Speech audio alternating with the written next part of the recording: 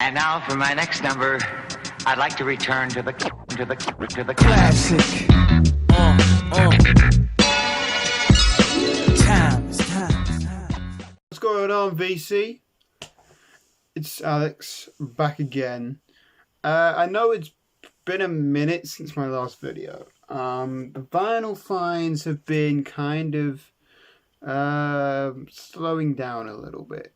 But I am getting my vinyl collection of 2019 albums back on track. And in fact, I'm going to show you two of them to begin with, because I don't normally do that. I have a reasonable sized stack here, including some record fair or record show finds, which I don't normally attend, but there's one around the corner from where I work, so how can I not pop in there before work?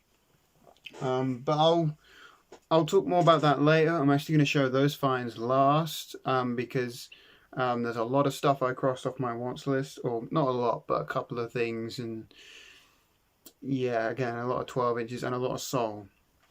And I know not everyone's here for the soul music, but I'm a soul boy at heart. I can't help that. Anyways, I'm going to kick things off with a hip-hop album. I know not everyone's into hip-hop, but this is maybe one of my favourite hip-hop albums of the year so far. And I would say it's in competition with Gang Starr's new album, but obviously there's probably no topping that at this point. But I did pick up a copy of Schoolboy Q's Crash Talk album. I needed to get my Schoolboy Q collection going, especially as I'm seeing him in January. So I decided to pick up his newest album. It's not my favorite project from him, but it is still a very, very solid album. It's not his best work, not my favorite, but still solid. There's a lot of great features on here. I'm not going to list off the names because most people probably won't know them. I mean, Travis Scott's probably the biggest feature on here, and Ty Dolla $ign as well. Both pretty big features on this album. He's had better albums, but that is not me saying that the album is not lit. The album is still fire. There's obviously just a couple of weak tracks on this album. It's on a custom Interscope label, because he is on Interscope officially. I mean, he's on Top Dog Entertainment, but obviously that's a subsidiary of Interscope, so he's technically on Interscope. But yeah, there's trap on this album and there's boom bap, so he can kind of cross over both elements of the hip hop genre, which is what I like about him. I had this one shipped to work because I knew nobody would be home when this was getting delivered, so I had this shipped to me at work. My boss was like, "What have you been ordering?" But yeah, got a great Schoolboy Q album.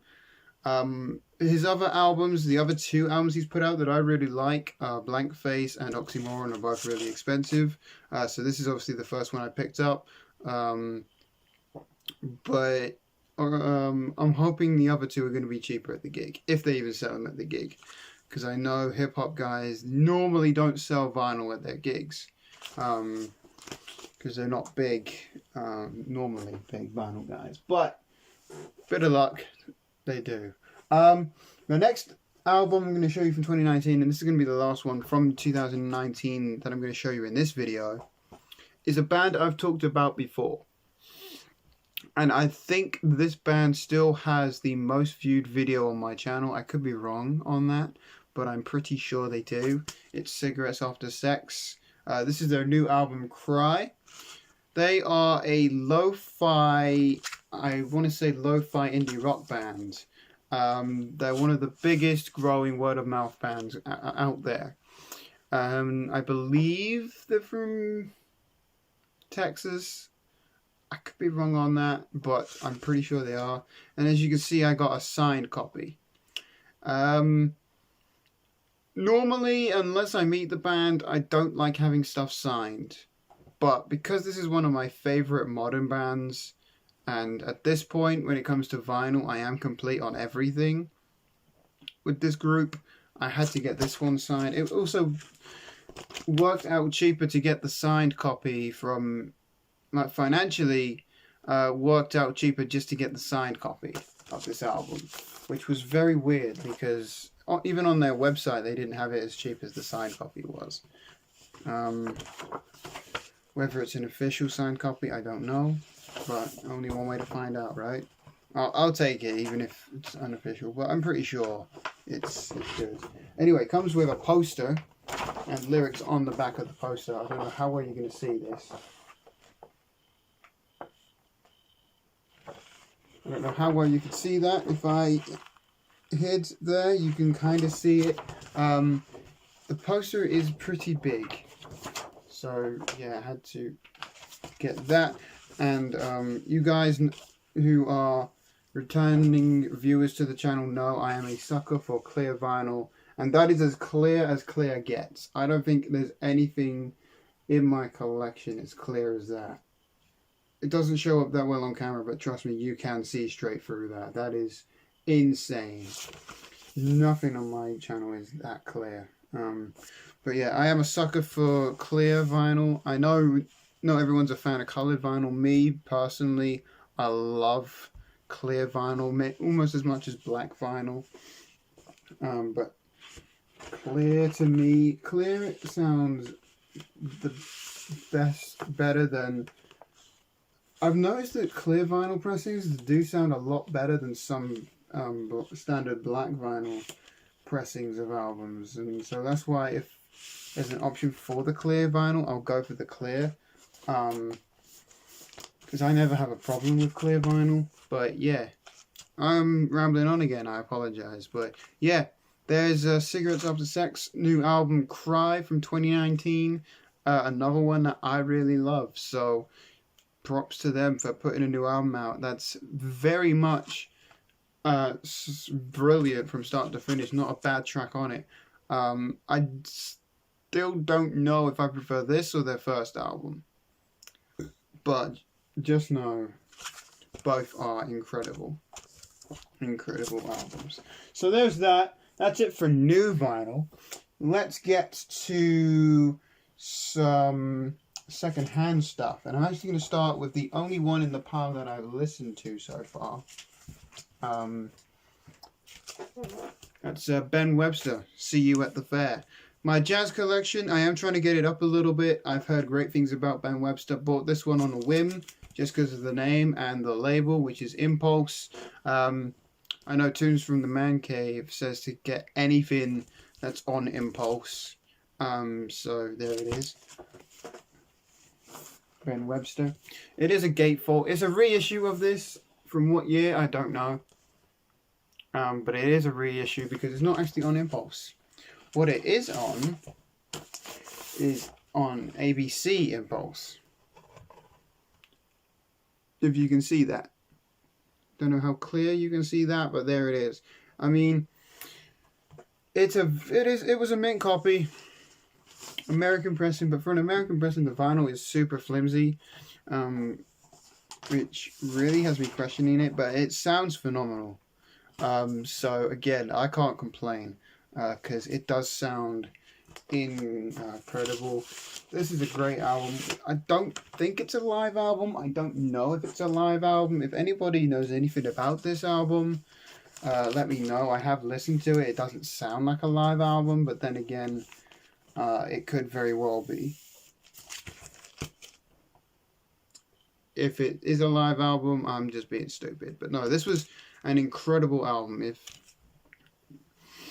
I would highly recommend this to anyone trying to get into Ben Webster. This is a phenomenal listen. So pick that one up. Did enjoy that one quite a bit. Let's get on to some more stuff. I have one 12-inch single to show you, and that's going to be it until we get to the record show finds. Another one for all you hip-hop people out there. You know that label, Def Jam. What this is, because I know you won't be able to see it very clear. This is Public Enemy. Can't Do Nothing For You, Man. Yeah, on a 12-inch. Can't Do Nothing For You, Man. Get the Out of Dodge. The uncensored version is on here. Power Sax and Burn Hollywood Burn are also on this. But I got this 12-inch for the song Can't Do Nothing For You Man. Now it is the full rub mix, which I haven't listened to. But Can't Do Nothing For You Man is maybe my favourite Public Enemy song. So of course I have to get it on any format I can, and having it on a 12-inch, super stoked, super stoked. So there it is, Public Enemy's Can't Do Nothing For You Man on a 12-inch. Great stuff. Moving on to, this is definitely a live album because it says live on the front. It's Ramsey Lewis, Live at the Savoy. I'm not even going to apologise for the glare because that is my fault. But yeah, Live at the Savoy, a promo copy, a gold stamp promo. I know Ramsey Lewis's music, but I can't say I'm that familiar with this album. It is on CBS there. Now, what bugs me about this is something I didn't notice. There is a slight surface mark on track 1, side A, but once I play it, I'll be able to know if it plays straight through. It looks like it will. So, there we go. I'm going to take my chance. I took my chances with it. Yeah, I didn't have any Ramsey Lewis in my collection. And this is pretty much as cheap of Ramsey Lewis as you'll find. At least in my particular area, everyone just asks crazy amounts for Ramsey Lewis albums. So getting this is pretty much as cheap as I could get. And the fact that it's a promo just makes it an added bonus. So there it is. Ramsey Lewis, Live at the Savoy. And this is 82. You'll probably notice as well, I'm not putting the little bars down the bottom like I normally do. I'm trying something out. I want to see how many of you like me when I do that. Let me know if you like having those little pop-up bars at the bottom that tell you the album and the year and etc. But I want to try and do as little edit into these videos as I can. So yeah, let me know if you like that or not. But we'll move on.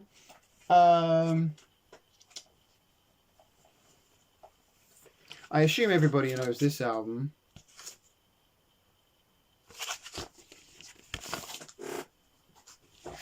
Lodger by David Bowie. There's 2 songs on here I wanted. And for the life of me, I don't remember what they were. Unfortunately, the cover itself isn't that great. The spine's actually got a massive split in it. So I can't do anything about that. There's 2 songs on here I wanted this for. Boys Keep Swinging and DJ, which are both on side V. I mean, I know you all know this album if you're in the vinyl community, why wouldn't you? But there it is on the RCA label. Unfortunately, this is not the best copy of this album, but I just needed it for those 2 songs. I have it in my collection now. So there is that one. Lodger by Bowie. I won't try and cover that too much because I'm just assuming at this point that everybody knows this album. So there it is.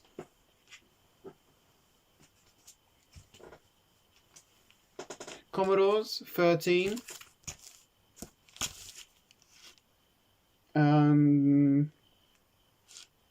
83. So this might be the first album they did without Lionel. Because you notice he's not on the back cover. Like, there's 5 of them, not 6. I don't know what happened. I don't know if Lionel fell out with the band because they were complaining about him making more money because he did write all their songs. And,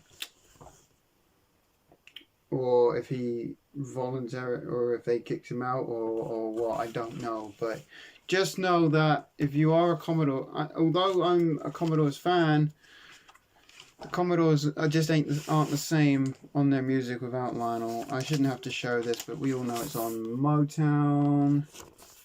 But yeah, without Lionel, they're just not the same. I only have this for completion because I am a collector of Motown. Basically anything Motown, I'm for it. Even into the 90s when they were struggling a little bit and had to go hip-hop and housey and things like that, I started to, I'm a completist, especially of certain artists and bands, and Commodores is one of them. So when I didn't have, super stoked to have this one in the collection finally. And I've just been in the mood, ever since I saw Lionel Richie open for Stevie Wonder back in the summer, I've just been in the mood to get more Commodore stuff in my collection, just the stuff I was missing. So super happy to own that one. Sorry, my laptop's acting strange. It's being really weird. The last thing I'm going to show you before we get to record show finds, you saw it just there, so there's no spoiler in this one. It is Billy Paul's Greatest Hits. Of course, we all know the song Me and Mrs. Jones on this album. Again, I did not have any Billy Paul, so I needed to have something, and this was maybe the best thing I could grab. Obviously on the Philadelphia International Records label. Because why would Billy Paul be on any other label? That's another label that I'll collect anything off of, like no matter what it is, who it is. If it's on that Philadelphia label, you can pretty much guarantee that it's going to be good. Because that label was the same label that the OJs are on, MFSBs are on that label, you've got Teddy Pendergrass on that label. So anything on the Philadelphia label, you're pretty safe with when it comes to soul music. So super happy to grab some Billy Paul and add that to the collection finally. And funny enough, it's Brandon over at Mr. Hall of Fame that made me want to pick this album up, because he showed it in a room tour video, or he had it on display in a room tour video, and it made me realize I didn't have this album yet. So thanks, Brandon. No, I'm kidding. Seriously, thank you for reminding me about that, but not thank you because you're making me spend my money. Anyways, oh my god, record finds, or record show finds. There are, in fact, I think there's about 10 pieces here. None of these have been catalogued into Discogs yet. I am literally taking these out of the bag. The show was on Saturday, but I had to leave them at work because I had to do a Halloween party on Saturday evening. I couldn't travel on Sunday because I was doing stuff with the family and stuff. And Monday, today, I was at work, so I could pick them up. You probably won't see this on Monday. You'll probably see this on like Tuesday or whatever. So yeah. Anyway, before I keep rambling on, all these still have prices on as well, except for one of them. But I will get to that. The first thing, Keep Giving Me Love by D-Train on 12-inch. One D-Train song I was missing on 12-inch. I can possibly collect him. It's on Prelude. I think this is the British copy though. Yeah, so the vinyl's not as good, but anything D-Train, I pick it up. I don't care. Body Rockers, I Like the Way You Move, 12-inch. If you don't know this song, that's fine, but these guys are from the same town that I actually work in. A little town called Canterbury, which, if you are familiar with Orlando Bloom, the actor, that's actually where he's from as well. But Body Rockers, they created the song in a little garage, and I think the guy's dad or he or somebody affiliated with the main guy out of Body Rockers now runs the boat tour in town. So that's a pretty interesting fact there, but these guys are technically local, so had to pick that up. I don't know either of the two mixes on here, but Can't wait to give that one a listen, because I do actually like that song. An album here.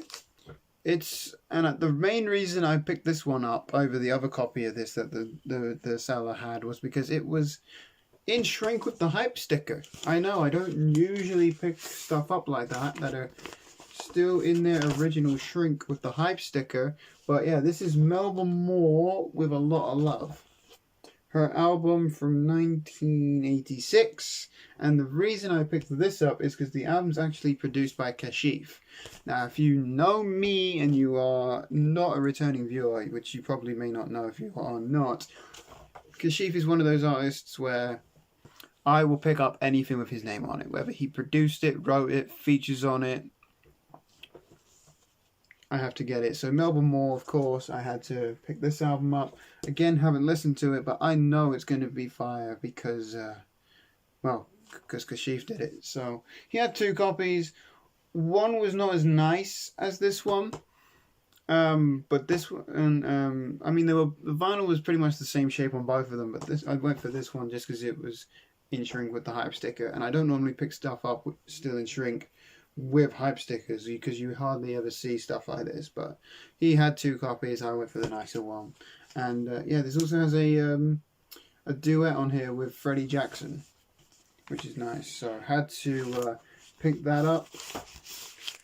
Any of that synth soul from the 80s, I love it. And keeping on to that trend, Midnight Star, Midas Touch. If you know this song, you know it. If you don't know it, listen to it because you might recognize it from somewhere. It does have the instrumental and acapellas on the flip side. So I don't think this is the original. It could be a repress. I'm not too sure. But I've been after this song for a while, or just any Midnight Star in general for a while. So happy to cross that one off the list. As I said, a lot of stuff in here that was on my wants list. That was one of them. This next one, actually, I had no idea what it was. The vendor recommended it to me. Ride on the Rhythm by Mahogany.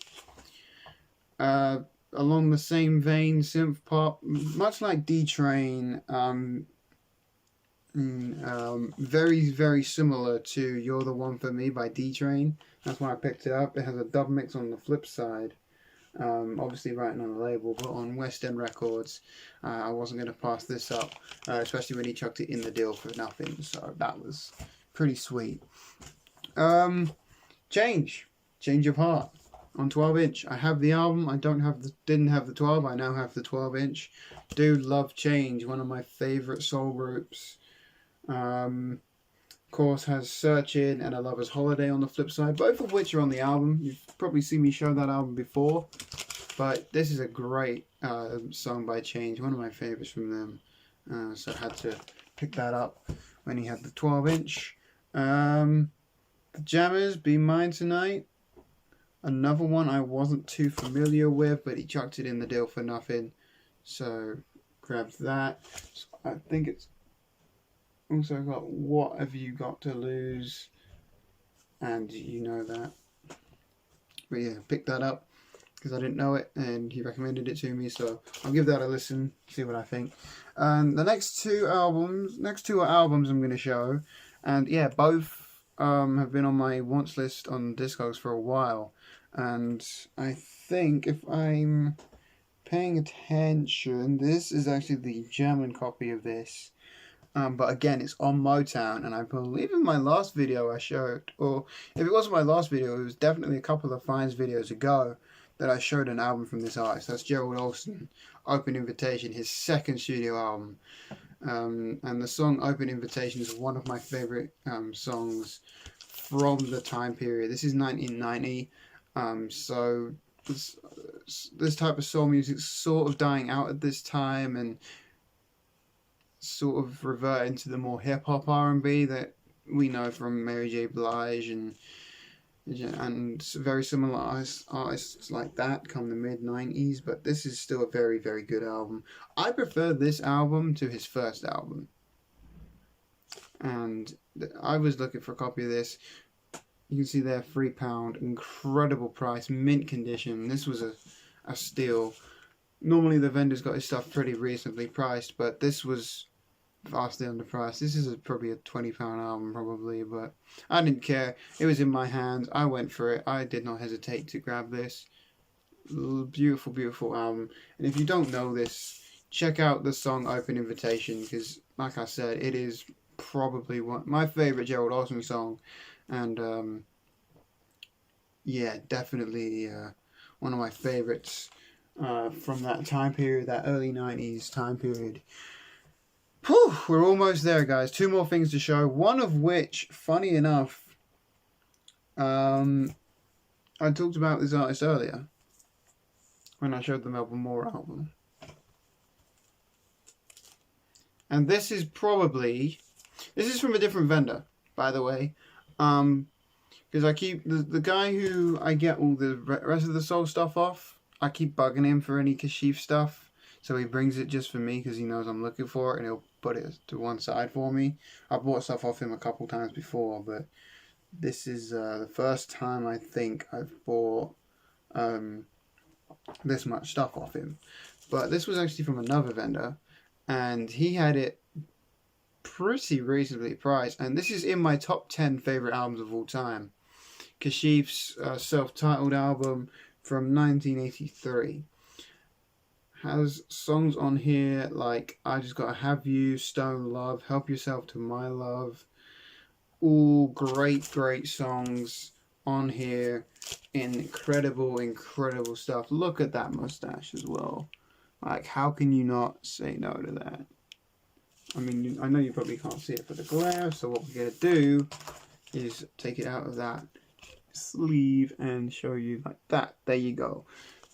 Incredible album. If you do not know this, I recommend listening to it. Any of the 3 songs I mentioned are worthy of listening to. I Just Gotta Have You, Stone Love, or Help Yourself to My Love. All incredible, incredible Kashif songs. More synth, soul stuff from the early 80s. Very, very nice. I look for anything, like I said earlier, look for anything with Kashif's name on it, and super, super stoked to finally have this. I could not get this out of that. I could not take this out of the dealer's bin any quicker. Out of the record, out of the vendor's bin any quicker. I've never seen this album in person. I've only seen it online for about £20 or up, or around about the £20 sort of region. So grabbing this was like a dream for me. So yeah, pretty much had to grab that. I'll sort that out later. But yeah, that's what I grabbed. And there is one more thing. There's a vendor there who normally sells new stuff. In fact, he sells only new stuff. What the vendor there does is he gets Amazon returns.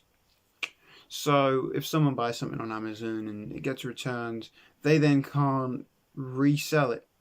So it gets into the warehouse, and he'll raid the warehouses, and he'll get a lot of secondhand stuff. Now, a lot of that secondhand stuff is live albums from bands like Rush, Ramones, AC/DC, just a lot of really bad live albums, or albums that people don't necessarily want.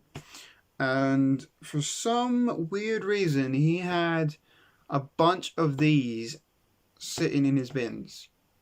And so I thought I'll just help him out and I'll grab one, take one out of his hands.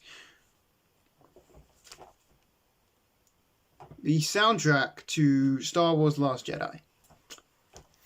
Not the best Star Wars soundtrack. It is still sealed, by the way. I'd say a good 85 to 90% of his stuff is still sealed. Every single Star Wars soundtrack he had was still sealed. Now, it was all the Last Jedi that he had. All of them were sealed. As I said, these are either Amazon returns or stuff that Amazon can't sell, even when they sell them for cheap in their warehouses. This album in particular, I didn't own any Star Wars soundtrack. When I say official, it's going to sound like I have bootlegs. No. Any John Williams, any of the original Star Wars soundtracks is what I should say. Not cover versions or anything like that. So this is my first one. not my favorite Star Wars movie. Definitely the one I've probably watched the least. Yes, even less so than the prequels. But this is still I love anything Star Wars. By the way, one of my favorite movie franchises of all time. So of course I had to grab this soundtrack when it was there. I've never seen it and he sells everything at like all his new albums at £10 each. He has some at 15s, but we're talking like ELO, Live at Wembley and things like that, which didn't really interest me that much, but £10 for a sealed double album of Star Wars The Last Jedi soundtrack. Who's going to argue? I mean, come on. Really? I had to grab one before they all went, but there it is. The Last Jedi soundtrack. So that's going to... In fact, before I exit this, I'm going to make a little screen cap here. There we go. Hopefully you guys can somewhat see that.